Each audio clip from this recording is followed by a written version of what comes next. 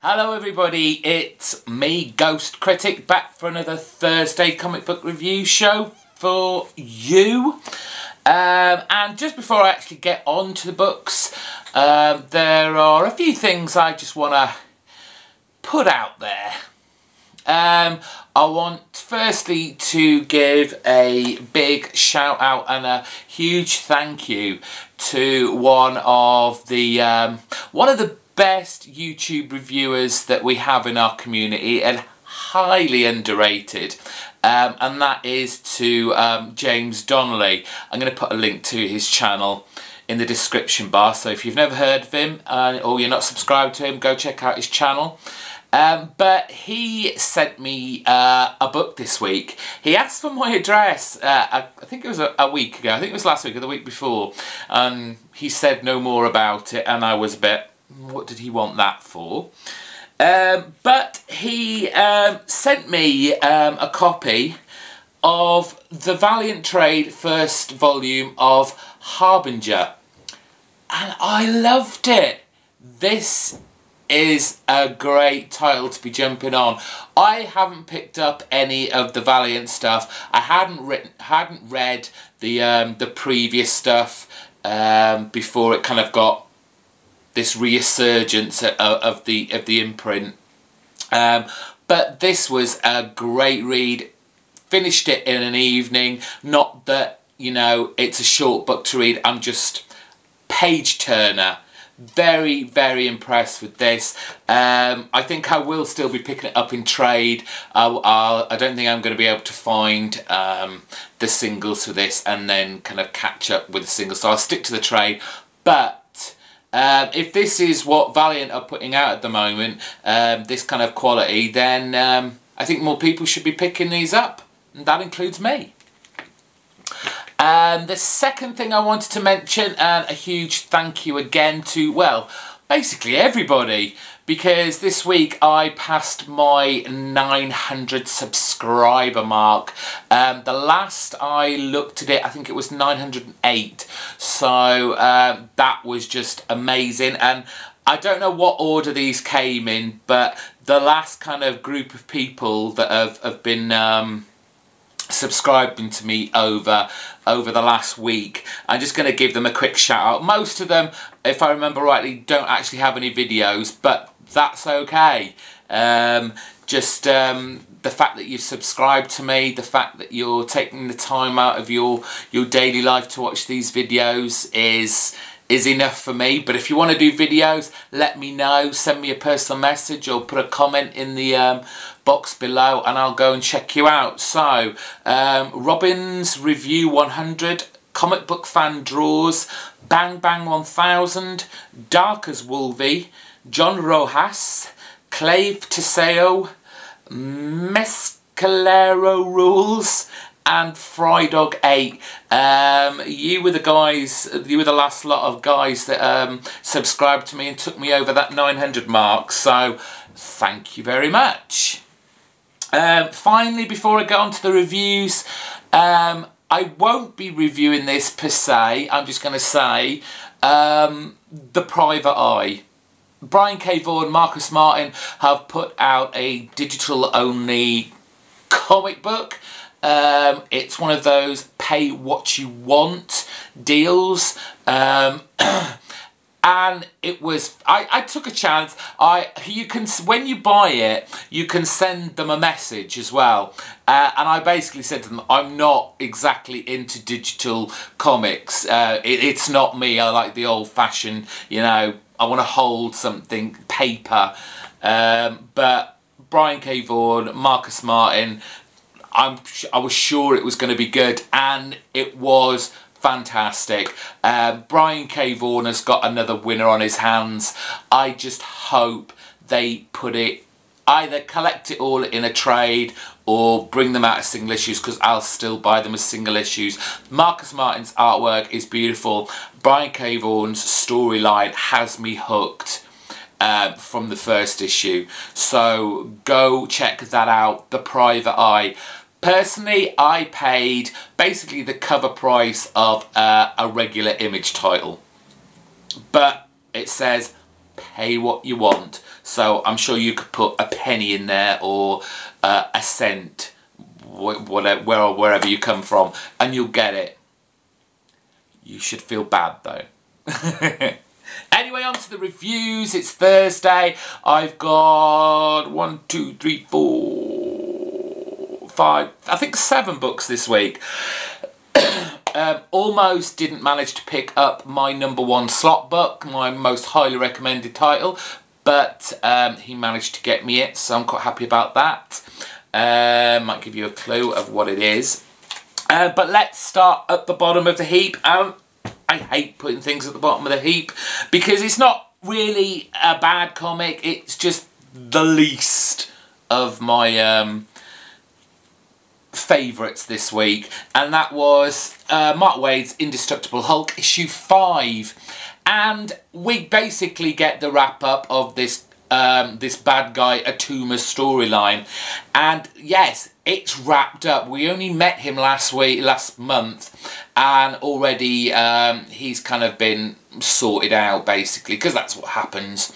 And it was such a pity, because what you have is, we find out what Atuma's real kind of ploy is behind all this, and he wants to take over Atlantis. He believes he's the rightful heir to the throne, and he has the Lemurians, kind of magician scientists, making this ultimate weapon of mass destruction, and it basically is, it's kind of like this kind of orb of, it's like a bomb that will eat through anything.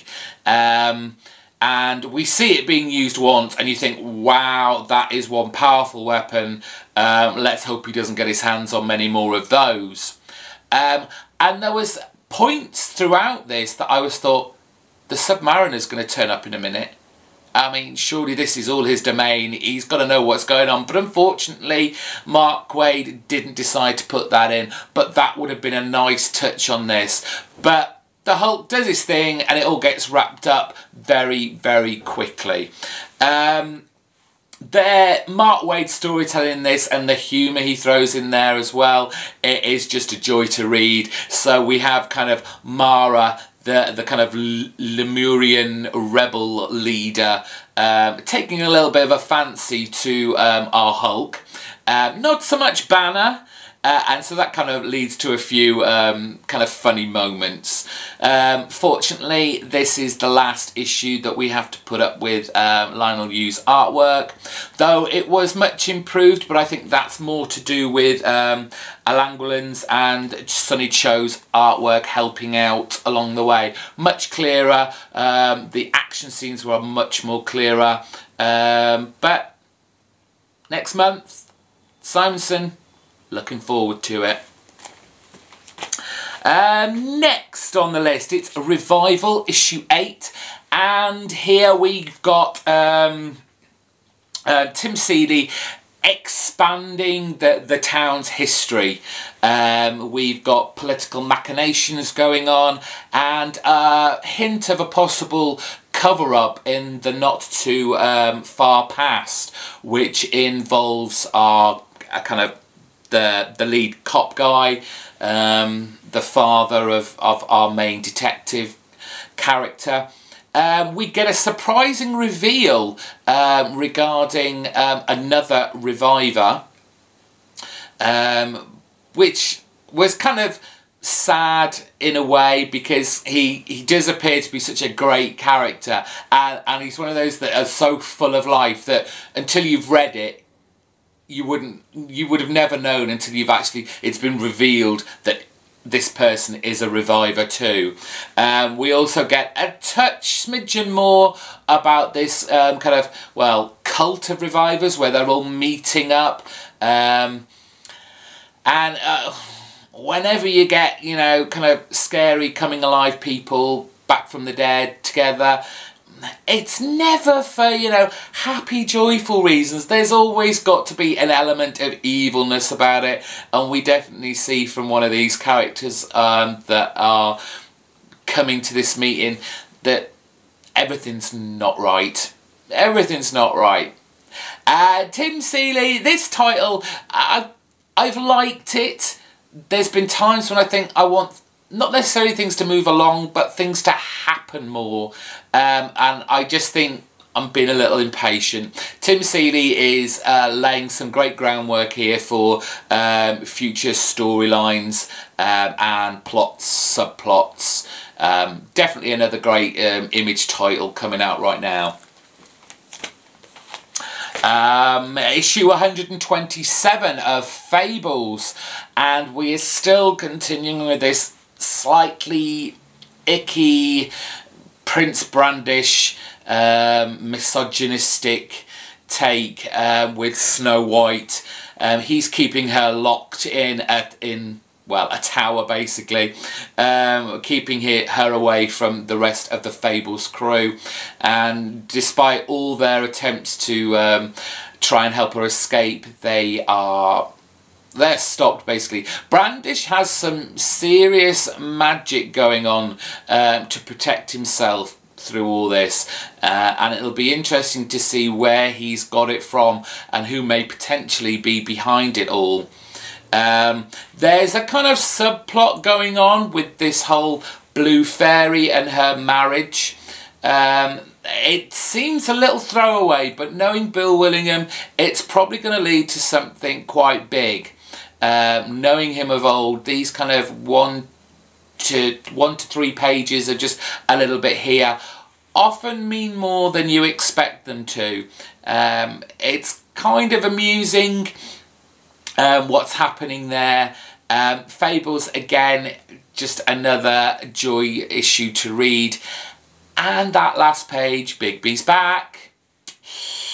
There's trouble coming. Issue 18, Batwoman. And this will probably please a lot of people no end. We get ourselves the start of a new storyline. And we have Batwoman and the newly revitalised and renamed, what's she calling us, a Hawkfire now.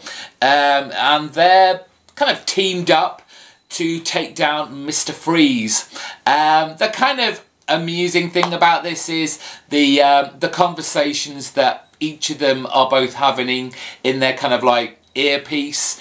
Batwoman having orders shouted down her ear by the DEO, and Hawkfire with Uncle Jake as kind of support in her ear, and neither Batwoman or Hawkfire knowing that the other one's talking to someone else.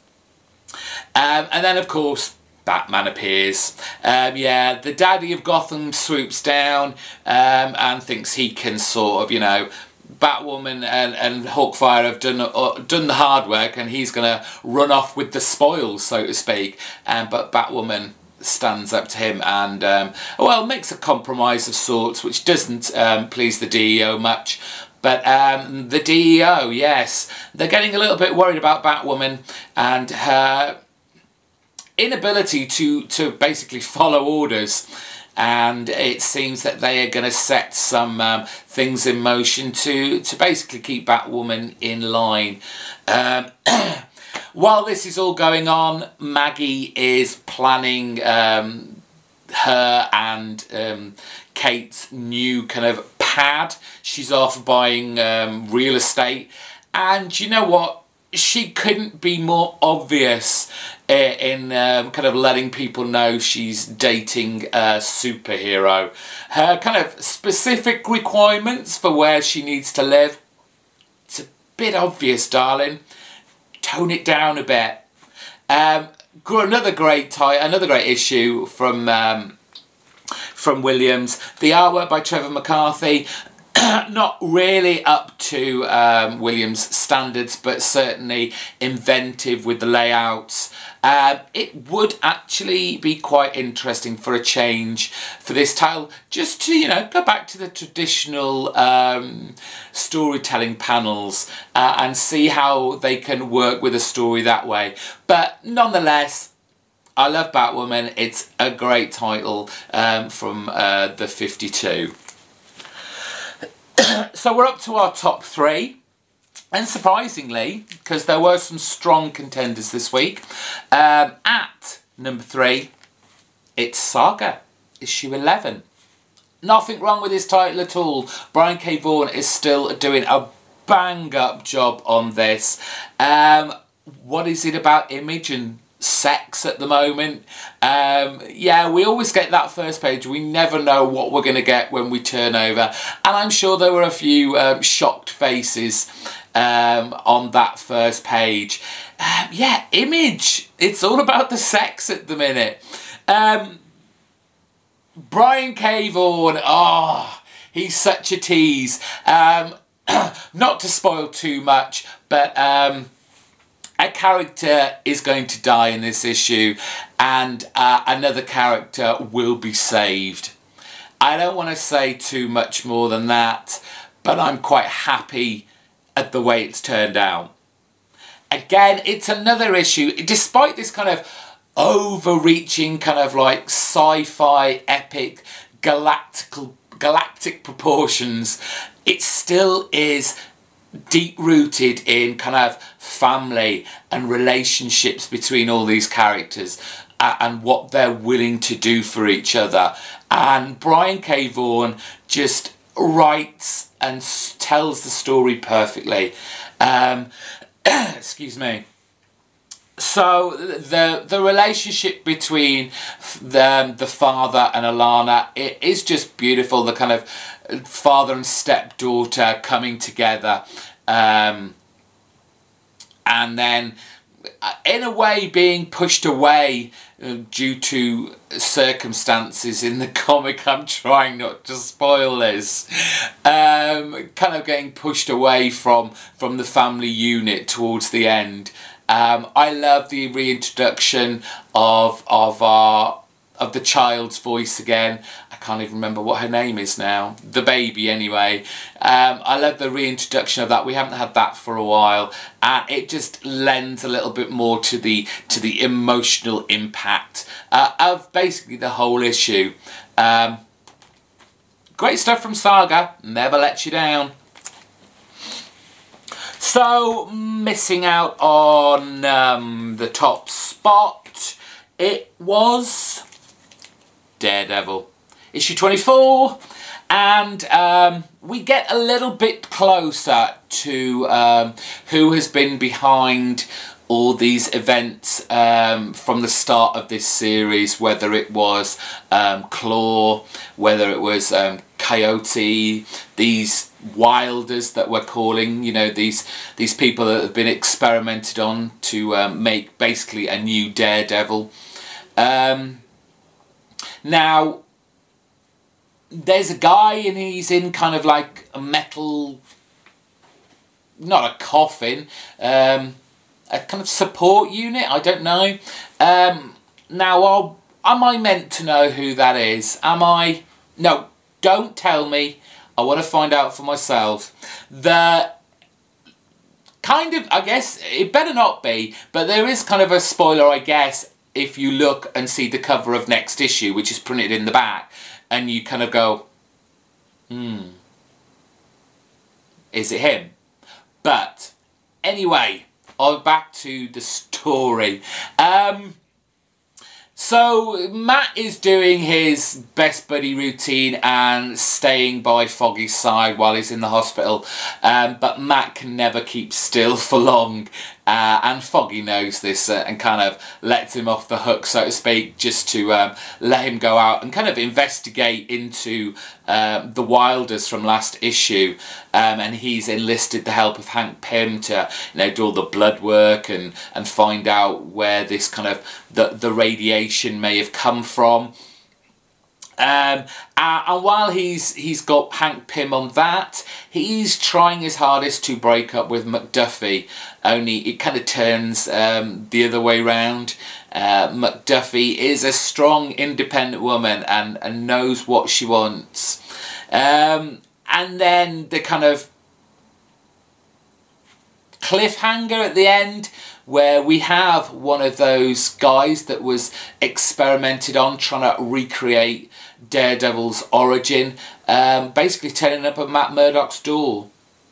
And we could be getting on a bit here. Just another fantastic issue of Daredevil. For those of you who haven't picked Daredevil up yet, you really need to be. Go pick up some trades, go find some back issues.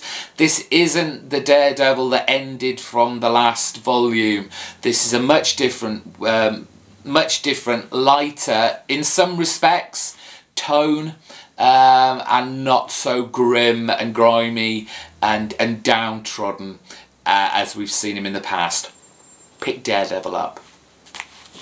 So finally, pick of the week, and it's going to sound like it shouldn't have been, but I just had the best time with this. It's an issue 1, it's new from Image, it was 5 Ghosts. I had a whole lot of fun with this issue. Now, I'm not saying it's the most original storyline, but I think this could just potentially be the kind of setup. We have Fabian Gray. The only way I can really describe him is he's very much like a cross between Indiana Jones and John Constantine. He kind of does these daring adventures and collects these artifacts.